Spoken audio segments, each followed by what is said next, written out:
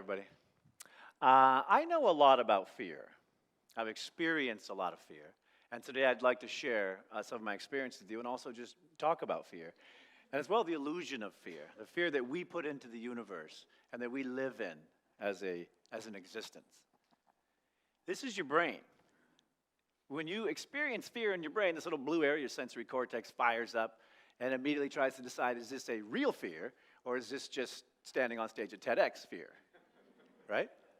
If it is a real fear, then your amygdala jumps in to protect you. It's like a man in your corner. And it instantly floods your brain with these chemicals that put you in a fight or flight. That's the real value and the real need for our fear reflex. It's there to protect us from serious threats. And the beauty of that, or the non-beauty of that, is all of those memories are then stored in your amygdala because there's a base mark that protects you. So if you saw a poisonous snake and it almost bit you, you're going to have a little mark there in your brain going, avoid poisonous snakes, they will kill you. That's what the fear response is for. And so what most people don't realize about fear is fear slowly begins to control your life when you don't understand what it is. Talk about ancient stories, talk about sailors traveling the world and having dragons and all these different fears. Those were there because something of fear happened and then it needed to be addressed, or there needed to be a baseline of understanding how we made safety. So my experience in fear started when I was very young, and what I know about fear is that fear only has power over you when you don't share it, when you hold it inside. And so I'm about to share with you the biggest fear that I have in my life. And it looks like that. Right? Most people, I just spent 6 months talking to people about fear, and I talked to hundreds of people all over the world. And here was the most interesting part about fear. The people in our country, their two biggest fears are the fear of death and the fear of public speaking, which is crazy, right? I even met one guy who was an Uber driver who told me I would rather die than go on stage and share my passion. And I thought to myself, that's crazy, but also that's how powerful our fears are, that I would choose death than come up here and share with you my passion and my love. Now, I realized early on in my speaking career that fear did control my life. And I realized early on in my life that I had more fear than anybody else. And so I started asking myself, where did these fears come from? And I'll ask you, are there any fears in your life that are stopping you from moving forward? And if there are fears, what would happen if instead of running from them, you ran towards them and you embraced them and you replaced them? Think about that. What would happen if you marched towards your fears with a plan of attack instead of retreat? Think about that for just 1 second. This is where my fear comes from. I came up in a home of abuse. And when I got in trouble, when I needed punishment, my parents locked me in the closet and left me there for hours. That was a normal punishment in my household. I never knew that that was not correct. But what it did to my body and my mind was fill me with tremendous fear and anxiety. And it really frightened me. And what I didn't know is that it was shrinking my hippocampus and it was making me less available to deal with emotions. I was less available to deal with fears because of my childhood. And so I did like every good American does, I found a way out. And my way out was breaking the law. I learned I could get out of my abusive home by committing crimes. And that worked great till I ended up there. And then it was a huge problem. I didn't wake up until I was 19 years old, and I was in maximum security prison, and I still had years left until I got out. I hadn't realized that the fears I had, the fears that were upon me, I was using them to build walls around me. I woke up in Folsom Prison and realized I put myself there. Yes, I had been hurt. Yes, I'd been damaged. But each one of those angered actions was my action. I took control, and I ended up here. This is my biggest fear and my biggest failure. When I went here, I lost my family. I lost my son. I lost everything in my life. I mean, I was in prison. You can't get any lower than that. But it was in prison where I realized it was all me. I did it to myself, and I had to figure out a way to get out. But I was consumed with fears, everyday fears, common fears. I was afraid of this, afraid of that. I was basically a traumatized human being. I didn't even know it. So I started going to college, and I started studying, and I started learning that there was this aura of fear around me. I had built this world of my own doing that put me in prison, and I decided to get out. I decided to make a change, and that came with education. I didn't know I was doing this to myself until I woke up. And one of the things that helped me wake up was this quote. And you know, this is Franklin Delano Roosevelt, the shortened version. This is the one we all hear in the face of fear. And I read this quote, and I was like, yes! But then I was like, but where are the tools? I can not be afraid of fear, but I'm still afraid of fear, and I'm still full of fear, and there's still fear all over me. So how do I not recognize the fear I'm supposed to, it just didn't make sense to me. And so I dug deeper, and I started realizing, well, wait a minute. I'm so full of fear. I'm so full of crap. I don't really know anything about me as a human being. I spent my life surviving on the streets. I spent my life surviving in emotional situations, but not sharing who I was. And luckily, on that journey, I met one man named Bob Shamrock. And Bob Shamrock cared about me as a human being. And Bob Shamrock said, listen, you have value, but you got to work for it. And this work you're doing now in prison, it's not going to be enough.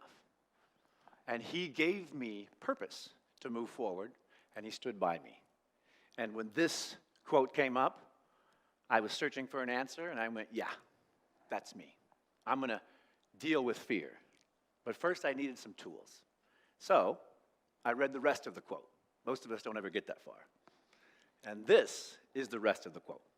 So first of all, let me assert my firm belief that the only thing we have to fear is fear itself. And this is where it gets really good.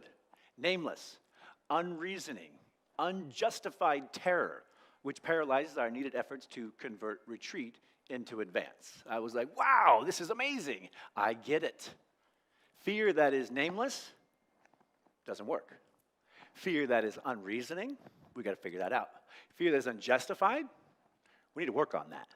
And so I began to dig deeper into what my fears were. What were the things that caused me to be who I was in prison? And that's when the fog started to lift. And I realized the anger and the pain in me, I took it out on the rest of the world. I put myself exactly where I deserved to be because of the pain that I was in.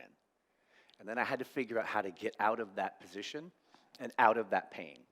And that's when I started really bringing things down to the smallest level. You know, when you're in prison and you're trying to survive, it's as simple as this. You find a group, you get with the group, and they become your protectors. They're usually a prison gang.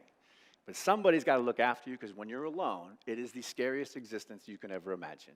You are literally alone on this journey. Well, I wasn't alone because Bob Shamrock had never left me. So I had hope out there. Many people didn't. And when I read this, I tried to boil it down to its simplest form. This was too big for me. My brain's very simple. And this is what I came up with. This is my method. I use it for everything. In fact, I just used it for this talk because I had to get down into, is it justified or irrational that I am scared to death on this TEDx stage? Probably not. But here's how the formula works. Got fear. My fear was fighting. I was going to choose to become a professional fighter to get myself out of prison. That was my exit. So here's the formula. Got fear? Yes, I was horribly afraid of fighting. Name it. I'm afraid of fighting. There it is. Decide if it's reasonable. Is it reasonable that I'm afraid of fighting? Yeah. I don't know how to fight. I don't have any training. I have no understanding of how to protect myself. That's perfectly reasonable. And number three, is it justified? Yes. My fear was justified, and the fact that I needed to do that to be successful was justified. So there was only one answer. Move forward. Right? Move forward. And that's what FDR says. When you condense this formula can be applied to anything. Got fear? Name it. If you don't name your fears, you don't even know why you're afraid. And that was me when I was in prison. I didn't even understand what I was afraid of until I started naming stuff. And then I got real serious, because then I realized all the problems that were wrong with me. But in the meantime, this is how you keep going. Because it is what it is. When you have nothing left, when there is no hope, there's just moving forward. And all you need is one person to care, one person to step forward and show you another way or another opportunity to move forward. That one person, for me, was Bob Shamrock. And he gave me the value, but more than that, he never left. So even though I went to prison, even though all that stuff happened to me, he stood by me and said, listen, when you get out, there's an opportunity for you. And it looked like that. I became a professional fighter. Now, I'll be honest with you, it was scarier to become a fighter than it was to be a prisoner. And I would have easily turned away from that had I been given the chance. But my dad, he eventually adopted me. He said, no, here we go. And so I began to deal with the fear that now I was going to become a professional fighter. How do you deal with that? That's pretty challenging. I don't know how many professional fighters we have in the room. It's incredibly stressful. And so I started spreading out my wings. I started being honest with people. Listen, I'm terribly afraid of what we're going to do here, and this drives me crazy. And so I started sharing my fears. And it was in the sharing of those fears that my community came to support me. Where it was one man, it then became 5, and then 500. And eventually, it became millions of people supporting what I was doing. And on that journey of learning martial arts, I learned to speak. I learned to teach and interact with other people. And when we joined our missions together and we spoke about these fears, we shared the same fears. They didn't know how to fight. I didn't know how to fight. We came together, and we built this community that eventually became the fuel to my success. It was the millions of people behind me that believed in me that helped me push forward. And in fact, I had so much success that when I was 37 years old, I retired. I'd become a broadcaster. I'd become a league owner. Like, I'd literally done everything I ever imagined. And I was able to retire and go home, try to raise another family. And I remember I'd failed my son 20 years earlier. So this is 20 years later. I have a little girl. She's born, and I realized that my life purpose is not beating people up. It's not making money. It's redoing these memories and redoing this experience, both for me and for my daughter. So that's what I committed to. And every day I woke up and I was like, yes! But the fear and the pain and the shame of what happened to me didn't go away. All the success that I achieved, it didn't stop how I felt inside. So I had to keep moving forward. And I had to find ways to embrace those fears. I'm not proud to say this, but I would wake up early in the mornings and cry by myself because of the pain I felt. I had everything I ever wanted in life, and I was hurt inside. And so I sat down one day with myself, and I was like, what are these fears that are holding you back, and how do we move through them? And that began this journey. You know, fear is like a brick wall. Every time you turn away from that fear, you place another brick on that wall. Every time you say, no, I can't do that. No, that's too much. Every time you turn away, you place another brick on that wall. The wall begins to strengthen. The wall gets stronger. But this wall is all in your mind. If you don't place that brick, the wall doesn't exist. Every time you take a step forward, the wall crumbles. The only power in the wall is you placing the bricks. You doing the fears. Find somebody to share your fears with. Find yourself a life passion that you believe more than anything else. And if it's not there, start talking to people because it'll come out. When you find that passion and that purpose, then you can go on your mission and share with all honesty. I'm here to share with you my honest fears. I am deathly afraid of this moment. But I know I have to go on this journey because I'm going to become a professional speaker. And here's what I've learned about the brain. You can replace any image in your brain, no matter how traumatizing it is. You can add new memories. And with new technology like virtual reality, anything you see in your brain exists. Anything you put in your mind is your reality. So why can't we fill our minds with amazing new experiences and memories? Why don't we focus that superpower, that amazing alert system, into personal growth? If we turn that fear system that stops all of this movement into this movement, we would achieve everything we were looking for. Fear separates people. Walls separate people. Right? Slowly building, slowly building. If you kick down those walls with your mind, that is a superpower. Name your fears. Embrace your fears. And add new memories to it. When you do that, then you're using your superpower to achieve your ultimate dreams. Thank you.